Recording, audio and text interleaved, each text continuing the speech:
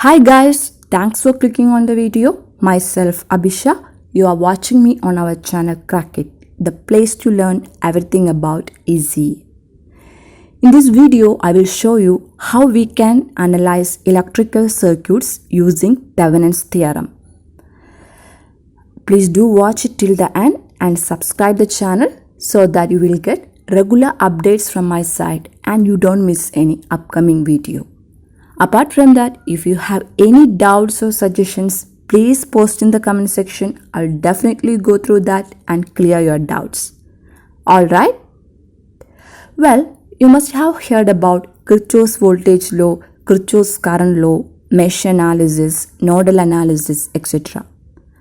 Can anyone tell me the significance of these four terms in network theory? In fact, these four are theorems or techniques used in network theory for analyzing electrical circuits. But sometimes the electrical circuit to be analyzed may be a complex one. It may have multiple sources or it may have resistors connected in a complex network. In such cases, analyzing the circuits using these methods can be difficult or even a complete mystery. So how can we handle this situation? Do you have any idea?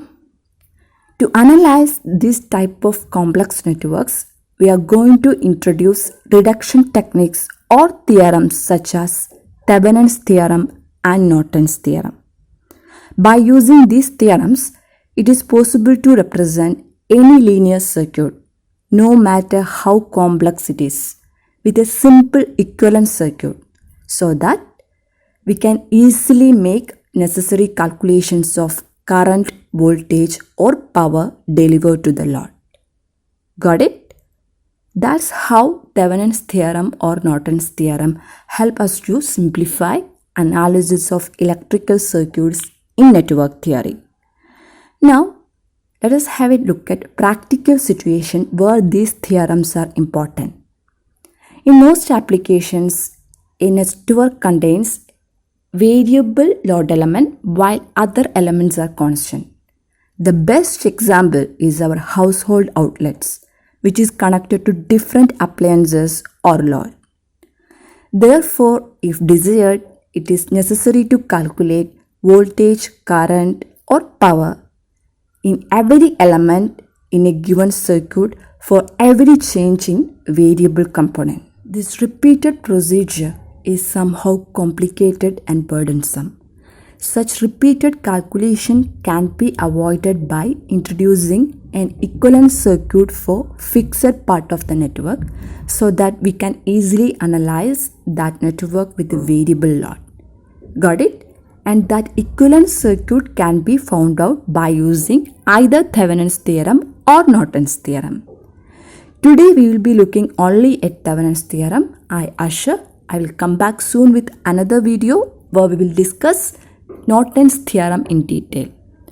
Alright, moving on to the statement of Thevenin's theorem, it says any linear active network consisting of independent or dependent voltage and current source and linear bilateral network elements can be replaced by an equivalent circuit consisting of a voltage source in series with a resistance. Got it? If you don't understand it right now, it's okay. You will in a moment. I'm going to explain this in detail with some examples. Suppose we have a linear active network with voltage sources, current sources and linear bilateral network elements. The voltage source and current source present in the network can be dependent or independent. It doesn't matter. Do you know what is a linear bilateral network element? A network element is said to be linear if its voltage-current relationship can be represented by a straight line. Now, give me some examples for linear network element. What about resistor? Is it a linear element? Of course, resistor is a linear element. Diode and inductors are other examples of linear network elements. On the other hand, if the voltage current relationship of a network element is not linear, they are known as non-linear network elements. Diode and transistors are examples of non-linear network elements. Okay?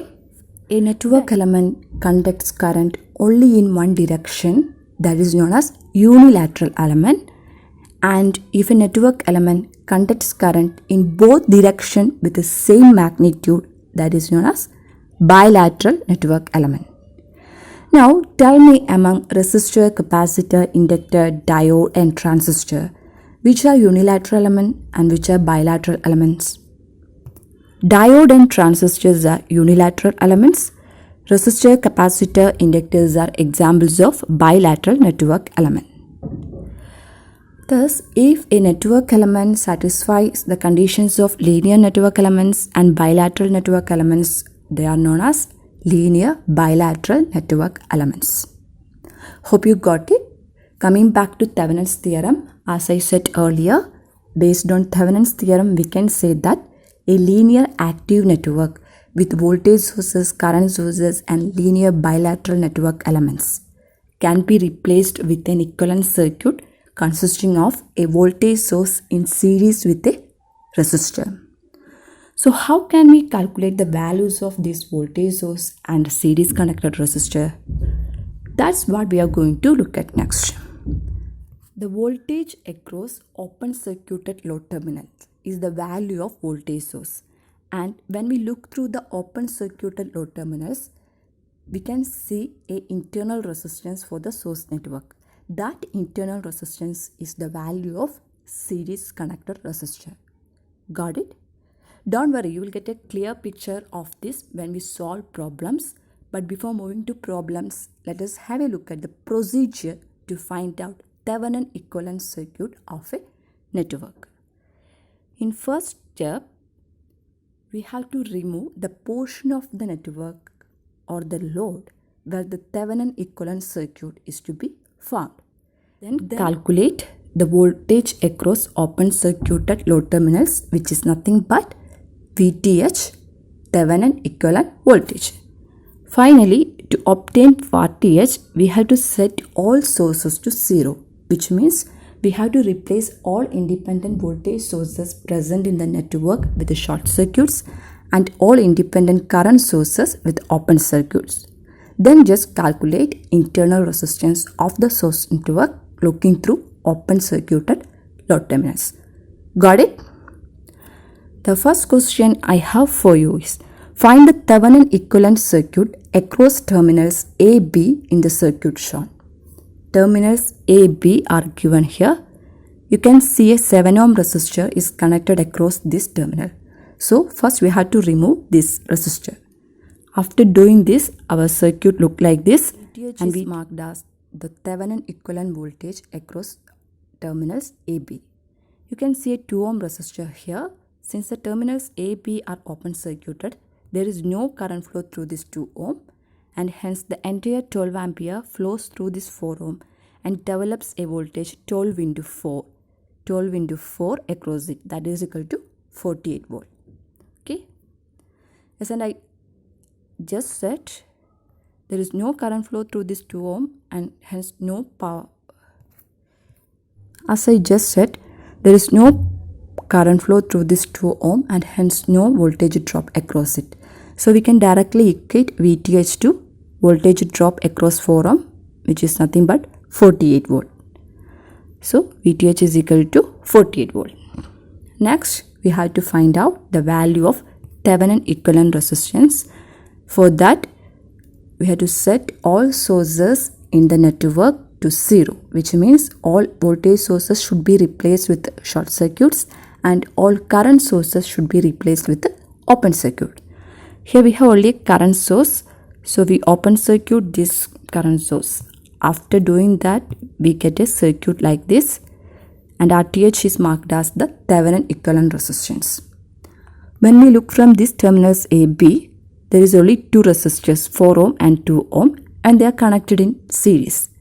Therefore, RTH can be expressed as 4 plus 2, that is 6 ohm. Got it? So we obtain the value of VTH as 48 volt and RTH as 6 ohm. Let us now draw Thevenin equivalent circuit. Here 48 volt is series connected with this 6 ohm. Hope you remember in the beginning we removed a 7 ohm resistor between terminals AB. So here we reconnect this 7 ohm between terminals AB. This is our Thevenin equivalent circuit. Hope you all enjoyed this lesson. Thanks for watching. Thank you.